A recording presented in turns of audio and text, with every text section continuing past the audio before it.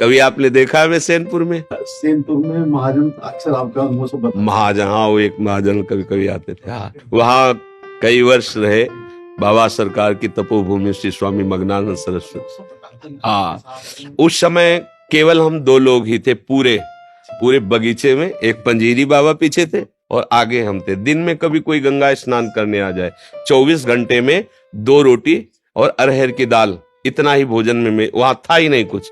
कभी दूध फल फूल किसी का आना जाना कुछ नहीं। मोटी 2 रोटी, एक पुजारी आते थे किसी गांव से तो वो बना देते थे, तो 2 रोटी और इतनी दाल रख के चले जाते। उन्होंने कहा था 24 घंटे में कभी हम ले लेंगे तो रसोई में रख के चले जाते, बस इतना ही पाना था, 2 रोटी 24।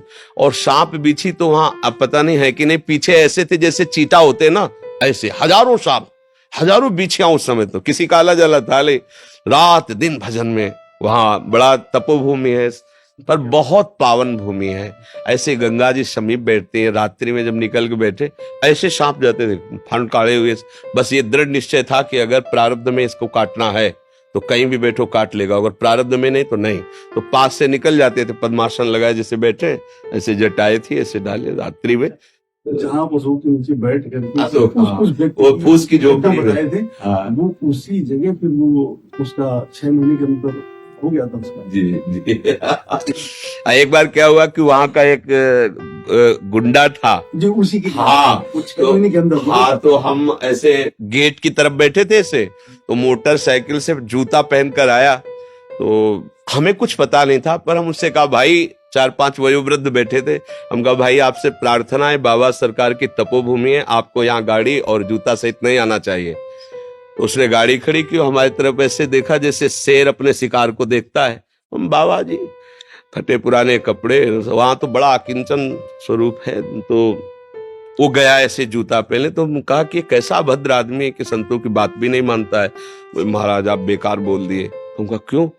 बोले मतलब 50 काटने वाला आदमी है, किसी को भी काट सकता है, किसी को मार सकता है, इसकी मतलब चलती है इस एरिया में, गंगा का किनारा है, किसी को भी काट के फेंक दे। हमें लगता है कि आपको नहीं बोलना चाहिए।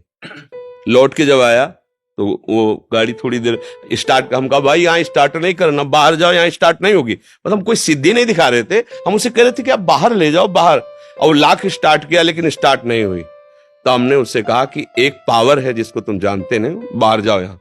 तो चला गया। दूसरे दिन हम उसी अशोक के नीचे, जो बड़ा अशोक जहाँ झोपड़ी बनी है, गंगा स्नान करके आकर के फिर बैठते थे। तो बैठे थे तो पादुका से पत्तों की खनक होती है, तो ऐसे लगा कि कोई आ रहा है, और वहां आदेश था कि कोई भी गंगा स्नान करने आए उधर ना आवे। तो हम कहा हो सकता है पुजारी जी ने ना बताया हो।